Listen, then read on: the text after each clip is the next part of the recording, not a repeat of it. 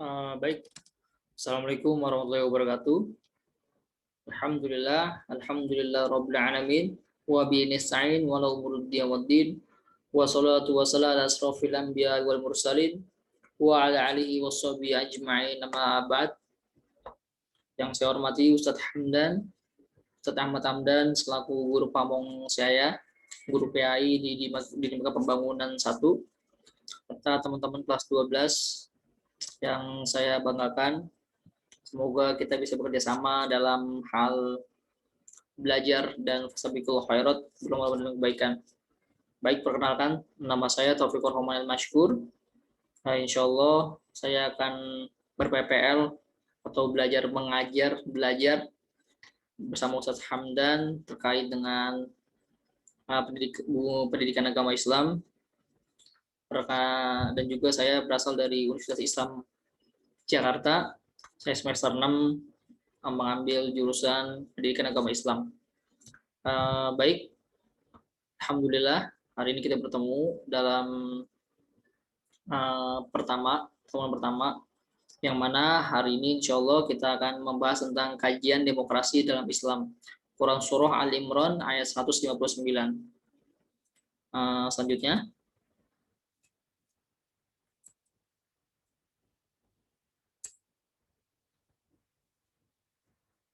baik, Quran Surah Al-Imran ayat 159 yang berbunyi, Fabima rahmatim minallahi linta lahum walau kunta faddan ghalidhal qalbi lan faddu min hawlik fa'fu anhum wastaghfir lahum washawirhum fil amri fa idza azamta fatawakkal 'alallah innallaha yuhibbul mutawakkilin.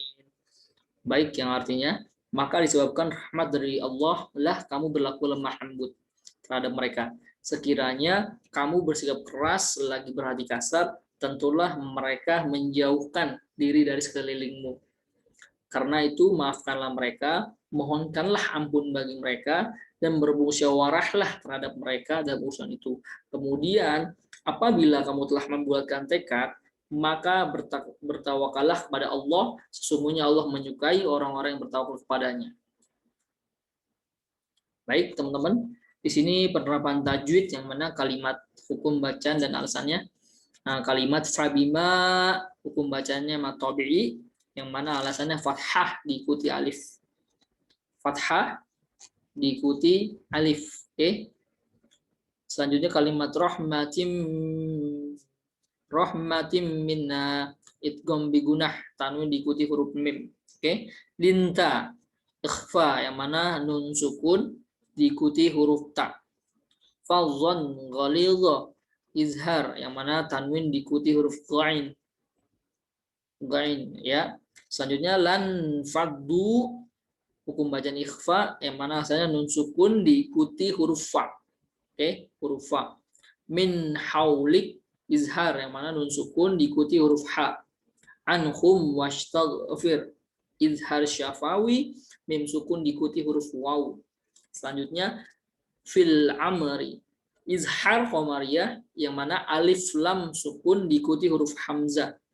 Allah, yang mana la tafhim lafal jalalah datang setelah fathah. Al mutawakkilin mad arif li sukun matobi'i diikuti huruf hidup lalu dibaca waqaf. Oke. Insyaallah teman-teman bisa memahami dengan bacaan ini, karena agar dipermudah kalimat hukum dan alasannya, insyaallah teman-teman bisa memahami dan lebih mudah memahami sedikit-sedikit ketika membaca. Selanjutnya itu kosakata, teman-teman. Yang mana di sini ada kata dan arti, teman-teman, ya. Mudah-mudahan kita bisa bareng-bareng bacanya. Di sini saya baca terlebih dahulu, teman-teman. Dengan kata fabima rahmatin, artinya kasih sayang, karena kasih sayang atau rahmat. Minallah, dari Allah. Linta, kamu bersikap lemah lembut. Lahum, kepada mereka atau untuk mereka, ya, seperti itu. Fazon, kasar atau dalam perkataan. Ghalidhal qalbi, keras hati. Lan faddu, niscaya mereka bubar atau menjauh. min haulik, dari hadapanmu atau sekelilingmu, fa'fu anhum, maka maafkanlah mereka, wastaghfir, dan kanlah ampun.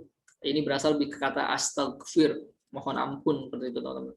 Wasyawirhum, dan bermusyawarahlah dengan mereka. Faiza, maka apabila azamta, kamu bertekad bulat, fatawakkal, maka bertakwalah, yuhibbu, mencintai, ya uhibbu biasanya mencintai, al mutawakkilin, orang yang bertawakal. Ya, insya Allah teman-teman bisa membacanya di rumah masing-masing. Mudah-mudahan teman-teman bisa memahami ya kata dan arti itu. Tidak usah dihafal, yang penting dipahami. Insya Allah kita akan sedikit banyak mengerti gitu kosakata dari Arab dan artinya gitu teman-teman.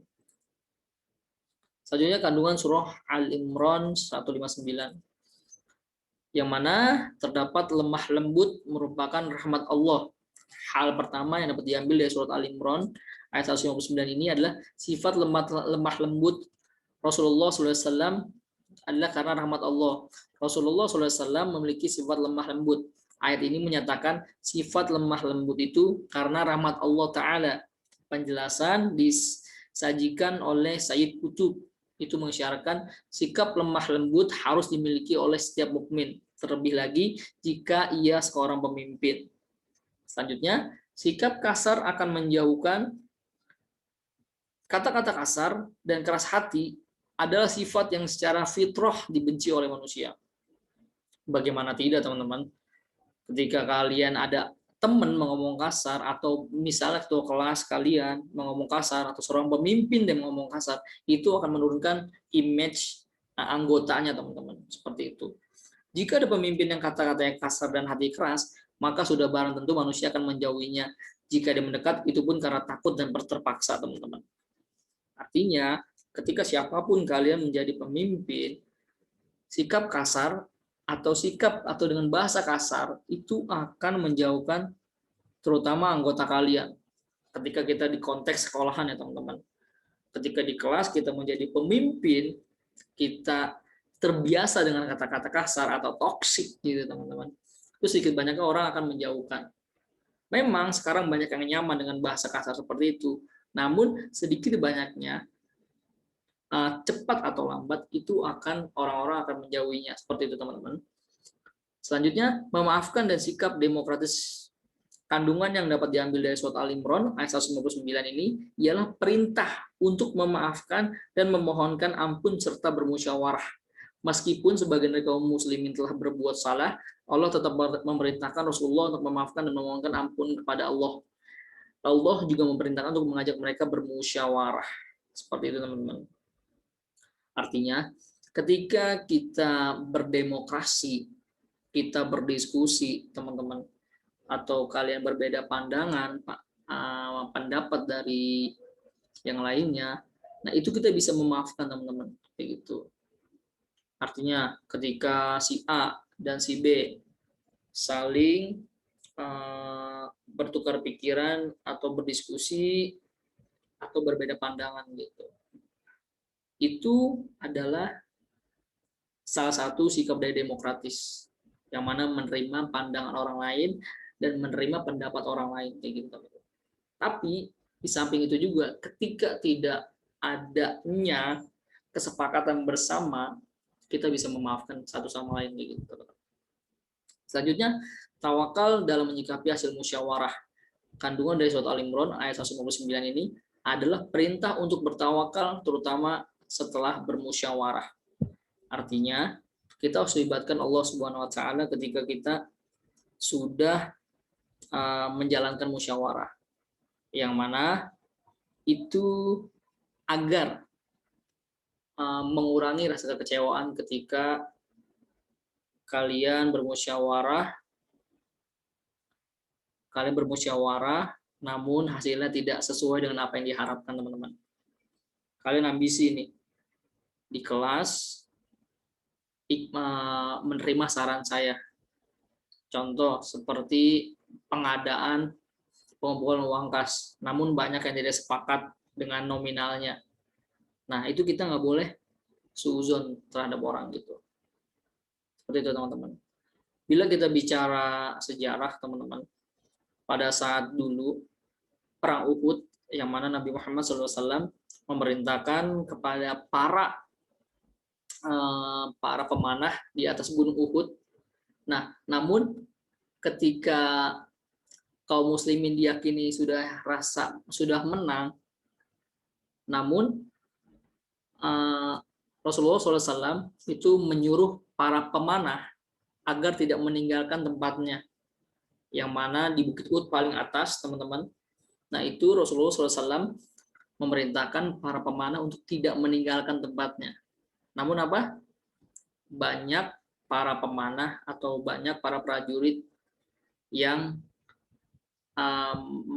tidak mendengarkan kata Rasulullah, sehingga pada perang Uhud itu kaum muslimin kalah dan banyak korban jiwa di situ. Artinya gimana teman-teman? Rasulullah SAW memaafkan para kesalahan yang memang para sahabat-sahabatnya yang memang meninggalkan tempat dan tidak mendengarkan apa kata Rasulullah.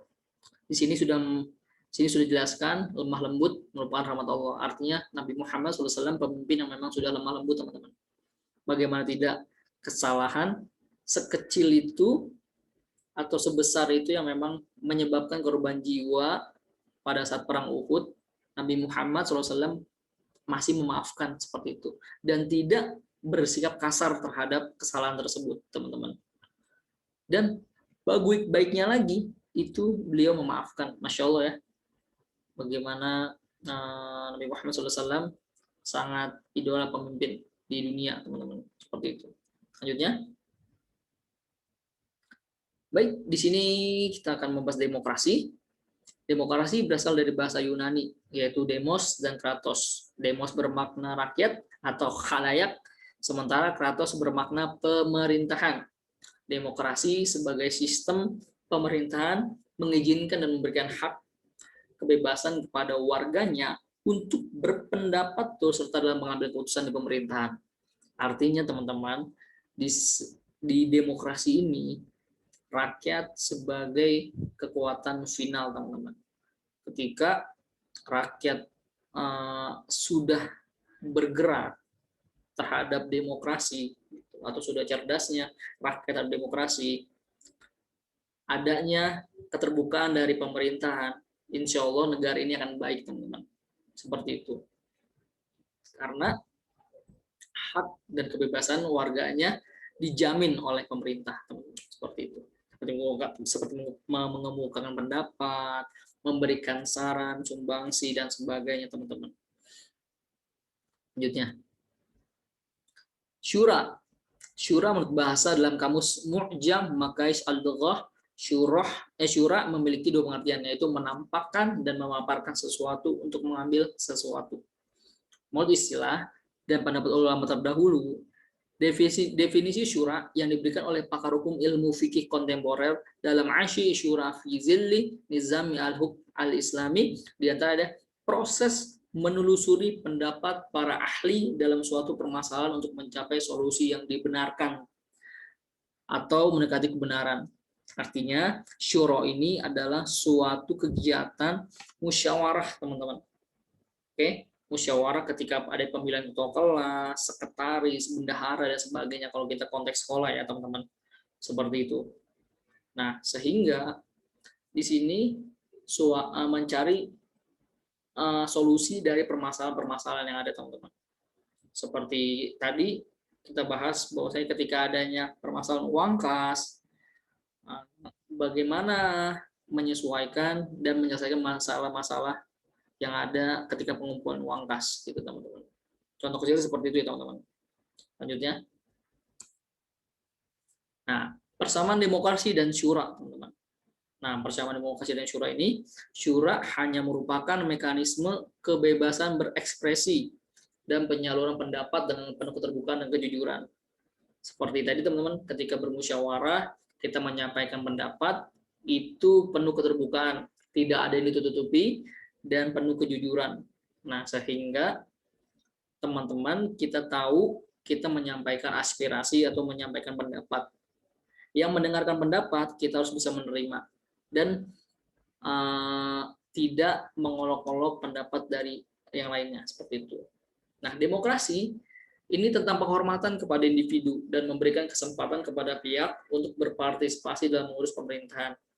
Artinya, demokrasi ini adalah bagaimana cara menghargai dan bagaimana cara menghormati individu ketika memberikan kesempatan untuk berpartisipasi dalam menjalankan organisasi ya, teman-teman. Kalau pemerintahan itu terlalu tinggi, kalau di sini kita lebih ke organisasi gitu.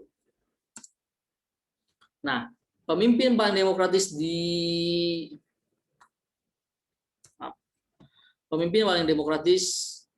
di mata dunia, teman-teman.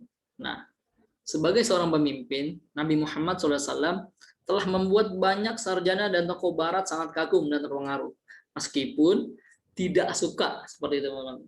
Orang-orang barat itu, mereka mempelajari bagaimana cara memimpin Nabi Muhammad SAW. Nah, namun dia tidak suka gitu dengan orangnya gitu. Aneh kan ya? Nah, mereka diantaranya adalah orang-orang barat itu yaitu Comte de Bolland-Villiers yang mana berbicara Muhammad adalah pemikir bebas dan pencipta agama rasional. Sangat jelas ya. Ini apresiasi dari orang barat terhadap Nabi Muhammad SAW. Nah, selanjutnya ada Radinson selaku tokoh barat seperti itu. Muhammad SAW adalah pengajar alami, wajar dan masuk akal seperti itu. Pengajar alami ya teman-teman. Jadi benar-benar ajaran yang diajarkan oleh Allah Subhanahu Wa Taala terhadap Nabi Muhammad SAW. Ajarannya memang murni dan tidak mengada-ngada, gitu teman-teman.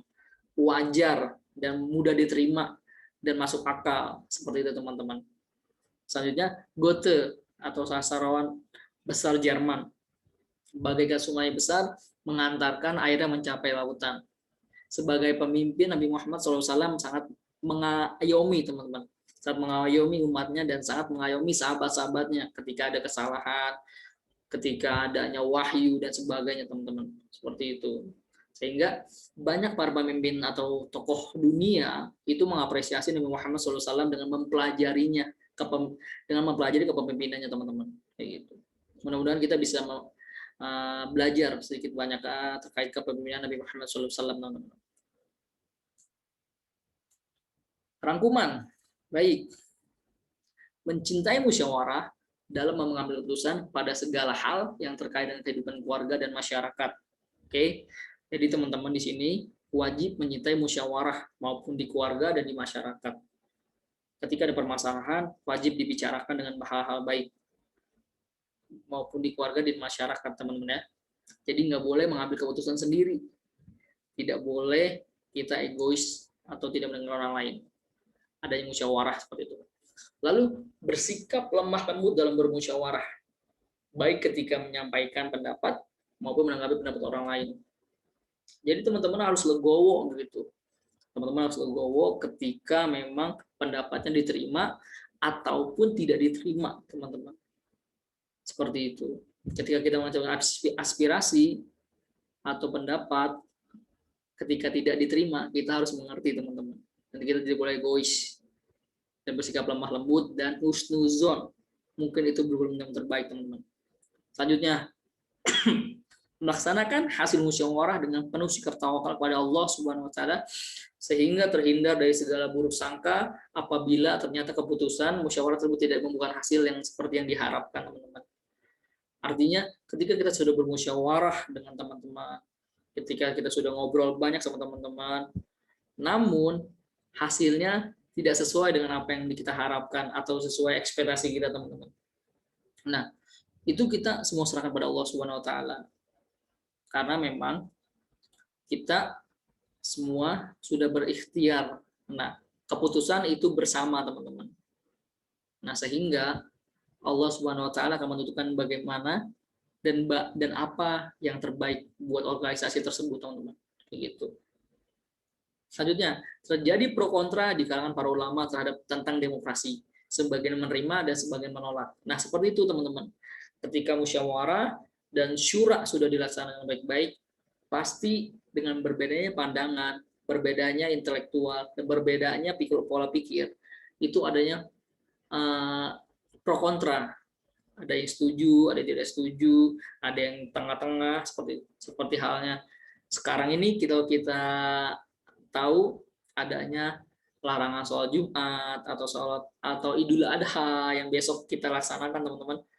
Pemerintah melarang karena memang takut adanya klaster atau takut adanya penyebaran virus corona. Namun satu sisi ada ulama yang memang mengizinkan sholat id berjamaah dengan memang mempunyai dalil atau mempunyai pendapatnya masing-masing, seperti itu, teman-teman. Kita sebagai orang awam harus bijak dalam menyikapi pro kontra perbedaan pandangan dari ulama ini, teman-teman. Oke? Semoga Allah mempermudah urusan kita semua, teman-teman, dan kalian atau kita bisa belajar sama-sama terkait adanya demokrasi ini, seperti itu, teman-teman. Baik, sudah berakhir, teman-teman. Alhamdulillah. Bila ada pertanyaan, mari kita bahas sama-sama bersama Ustadz Hamdan, insya Allah dipimpin oleh beliau selaku guru saya dan guru kita juga, teman-teman. Dan juga semoga Allah mempermudah urusan kita semua. Terima kasih dari saya. Kurang lebihnya maaf. Billahi taufiq wal hidayah. Assalamualaikum warahmatullahi wabarakatuh.